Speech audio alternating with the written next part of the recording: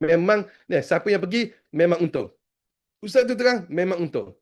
Walaupun Ustaz beritahu 4, mungkin pergi 6, mungkin pergi 7, mungkin pergi 8 ilmu yang Ustaz akan kongsikan. InsyaAllah. Ustaz dah siap dah semua-semua ilmu yang Ustaz nak bagi.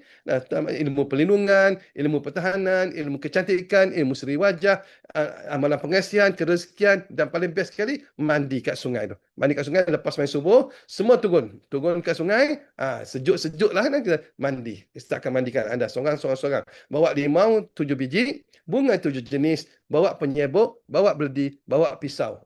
Itulah. InsyaAllah. Ustaz akan kita potong limau, Ustaz akan buat pengisian pada malam tu dan pagi esok kita mandi. Best. Sekarang ada energi negatif, tuan-tuan, ada jin apa semua akan keluar melalui sungai-sungai tersebut. Sungai tak akan bawa keluar. Semua ada santan apa semua akan keluar. Okay, insyaAllah. Okay, kalau siapa nak, masih terbuka lagi. Masih terbuka. InsyaAllah, tuan-tuan, Ustaz akan kongsikan pada anda. InsyaAllah. Dan juga paling-paling best sekali ialah Ustaz akan test. Bukan nak test anda. Nak beritahu kat mana berlakunya, dia panggil